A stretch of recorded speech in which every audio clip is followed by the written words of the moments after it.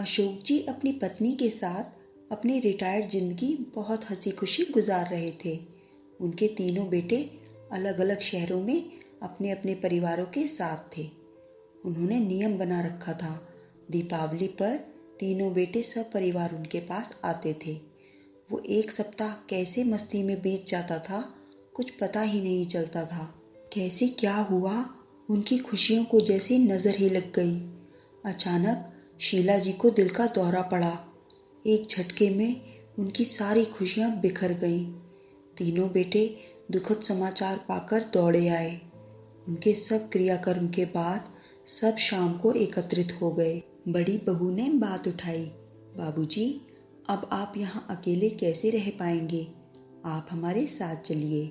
नहीं बहू, अभी यहीं रहने दो, यहाँ अपनापन लगता है। बच्चों की गृहस्थी में, कहते कहते वो चुप से हो गए। बड़ा पोता कुछ बोलने को हुआ, उन्होंने हाथ के इशारे से उसे चुप कर दिया। बच्चों, अब तुम लोगों की माँ हम सबको छोड़कर जा चुकी हैं। उनकी कुछ चीज़ें हैं, वो तुम लोग आपस में बांट लो। हमसे अब उनकी साथ संभाल नहीं हो पाएगी। कहते हुए अलमारी से कुछ निकाल कर लाए। मखमल के थैले में बहुत सुंदर चांदी का श्रृंगारदान था। एक बहुत सुंदर सोने के पट्टे वाली पुरानी रिस्ट वॉच थी। सब इतनी खूबसूरत चीज़ों पर लपक से पड़े।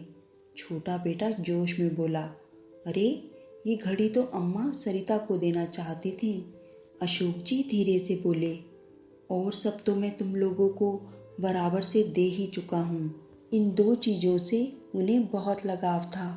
बेहद चाव से कभी कभी निकाल कर देखती थी, लेकिन अब कैसे उनकी दो चीज़ों को तुम तीनों में बांटूं? सब एक दूसरे का मुंह देखने लगे। तभी मंझला बेटा बड़े संकोच से बोला, ये श्रृंगारदान वो मीरा को देने की बात करती थी। पर समस्या तो बनी ही थी। वो मन में सोच रहे थे, बड़ी बहू को क्या दूं? उनके मन के भाव शायद उसने पढ़ लिए। बाबूजी, आप शायद मेरे विषय में सोच रहे हैं। आप श्रृंगारदान मीरा को और रिस्ट वॉच सरिता को दे दीजिए। अम्मा भी तो यही चाहती थी। पर नंदिनी, तुझे क्या दूं, समझ में नहीं आ रहा। आपके पास एक और अनमोल चीज़ है, और वो अम्मा जी मुझे ही देना चाहती थी। सबके मुंह हैरानी से खुले रह गए। दोनों बहुएं तो बहुत हैरान परेशान हो गईं। अब कौन सा पिटारा खुलेगा? सबकी हैरानी और परेशानी को भांप कर बड़ी बहू मुस्कुराकर बोली, वो सबसे अनमोल तो आप स्वयं हैं बाबूजी। पिछली बार अम्मा जी ने मुझसे कह दिया था, मेरी बात बाबूजी की देखरेख तेरे जिम्मे।